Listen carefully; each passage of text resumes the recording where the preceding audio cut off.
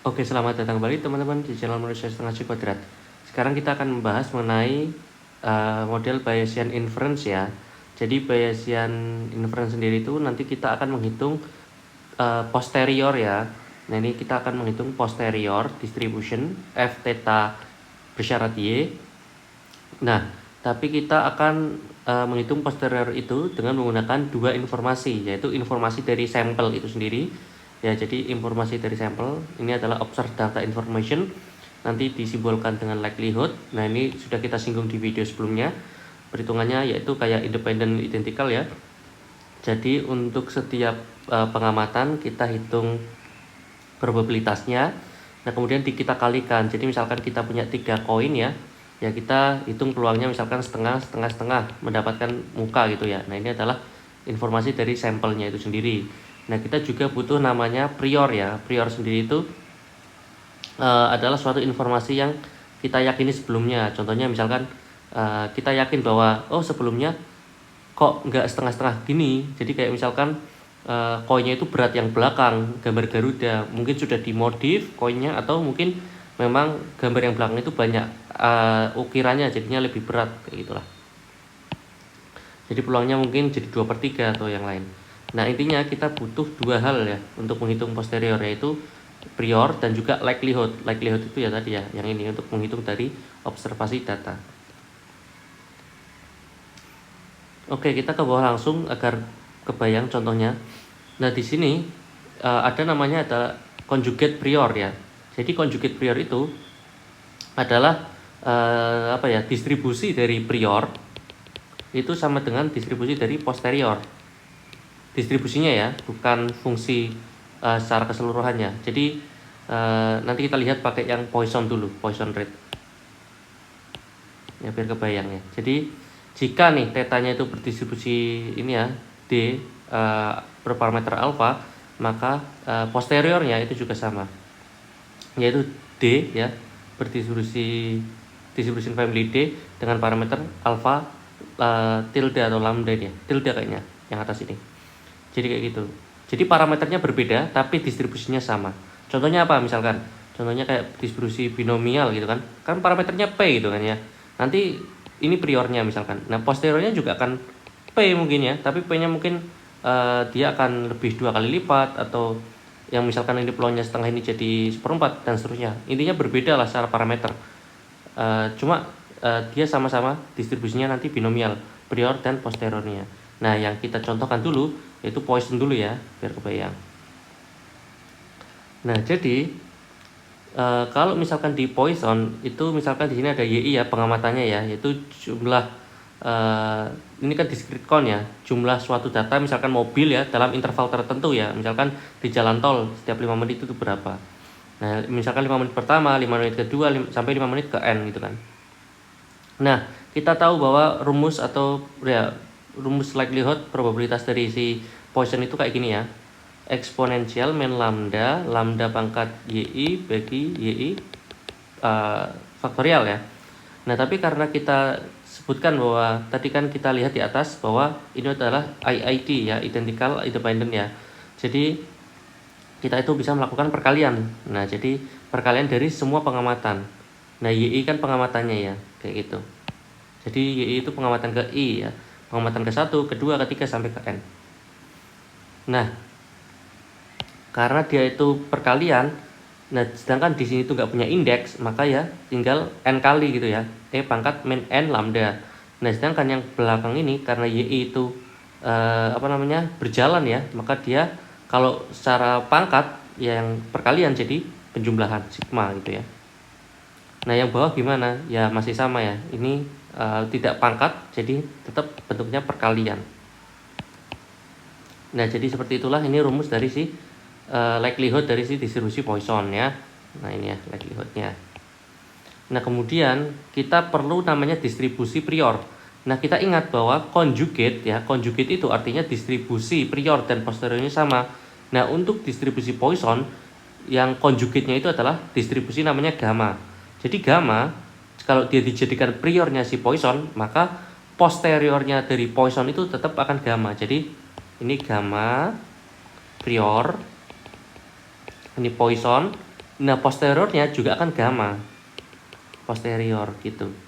Nah, jadi karena dia itu sebenarnya satu family ya, gamma dan Poisson itu. Jadi gamma ini bisa dijadikan sebagai prior dari Poisson karena hasilnya ya likelihood kali prior ya likelihood kali prior.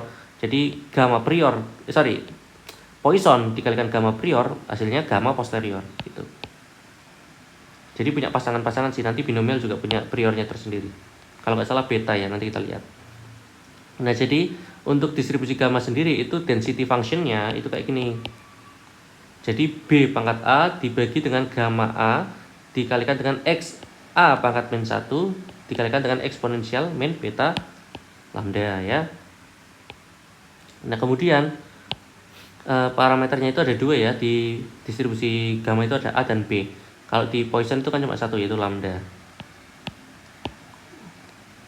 Oh ya, btw kalau di gamma itu nanti rata-ratanya itu A per B dan variannya itu A B kuadrat gitu. Nanti kita ingat-ingat ini ya. Ini min, ini varian dari si distribusi gamma. Nah, karena parameternya dua, jadi minnya A per B, variannya itu A per B kuadrat. Ini ada pembuktiannya tersendiri ya, asal muasalnya kenapa kayak gini, tapi kita nggak akan bahas, ini bukan materi mat ya. Nah, jadi seperti itu. Kemudian kita lihat bahwa tadi itu kan kita ini posterior ya, distribusi posterior itu adalah perkalian dari likelihood kali prior gitu ya. Nah, jadi yang depan jadi ini itu likelihood, ini prior. Likelihoodnya apa? Poisson. Priornya si gamma gamma ya. Jadi ini Poisson kali gamma. Nah, hasilnya setelah disederhanakan itu yang bawah. Ya, kalian bisa lihat di sini lah. Ini kan E pangkat N lambda. Ini ada juga E ya. Jadi E pangkat min N dan min B. Ini sama-sama lambda dikeluarkan, jadinya E pangkat N plus B dikalikan lambda. Ya, ini ya yang pertama ya. Itu, ini udah. Kemudian apalagi yang kita perlukan? Oh ya, btw ini salah ya. Ini dari fungsi gammanya ini typo ini. Nah, ini harusnya lambda ya. Jadi B pangkat A bagi dengan gamma A terus dikalikan dengan lambda A pangkat min 1 dikalikan dengan eksponensial min B lambda, bukan X tadi. Jadi ini ganti lambda ya, lambda A pangkat A min 1. Jadi sekarang kita cari apa? Lambda ya. Nah, lambda di mana aja? Lambda ada di sini. Lambda dari sigma YI. Sigma YI itu kan sama dengan NY bar ya.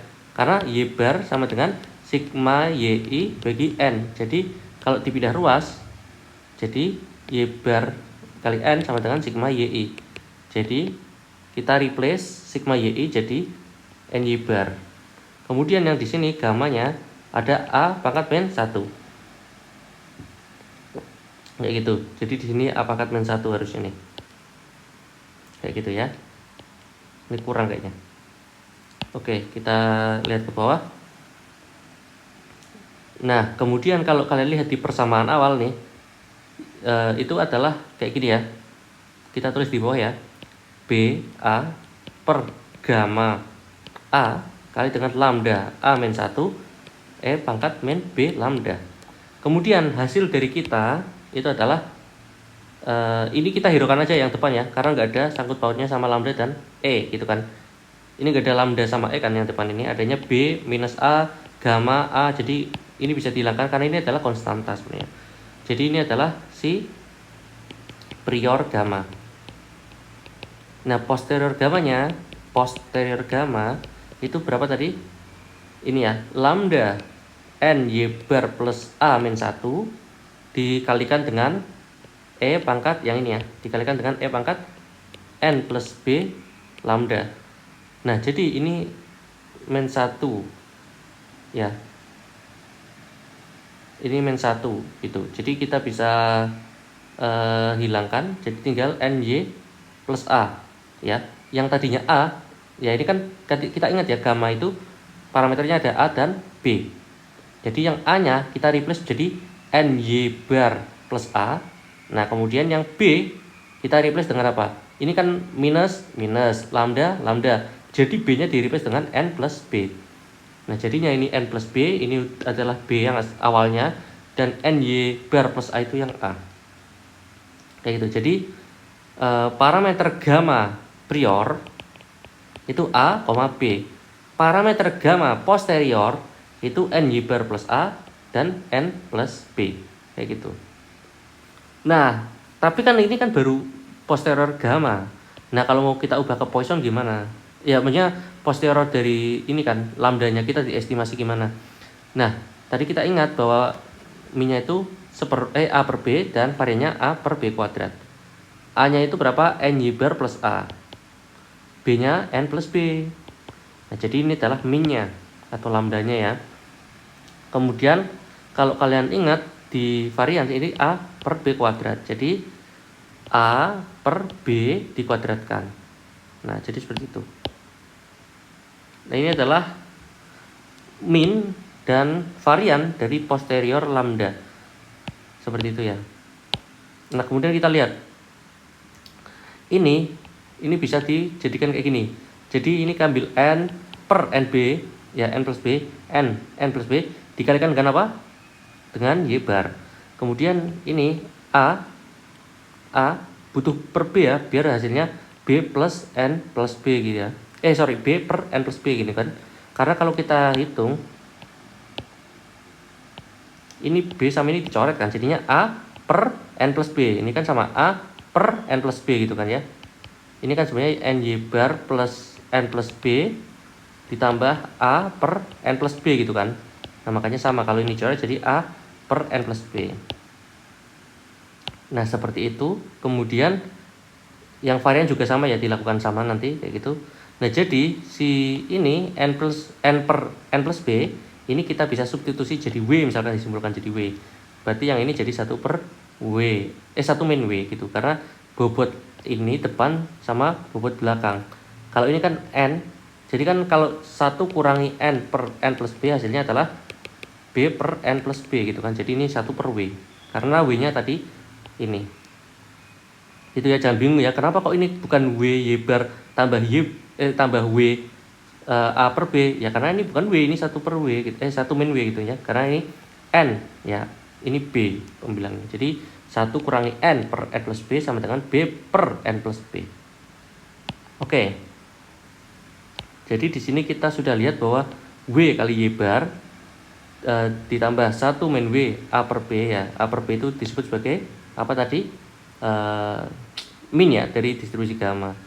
Kayak gitu. Jadi intinya ini kalau kalian lihat ada terjadi pembobotan. Jadi ini adalah punyanya si data. Sedangkan ini adalah si prior. Jadi kalau kalian mau priornya kecil ya nanti W yang ini besar ya. Jadi 1 min W-nya jadi kecil kayak gitu. Jadi kalian bisa atur tuh. Kalian pengen depends on prior atau depends on current data. Jadi kayak contohnya gini.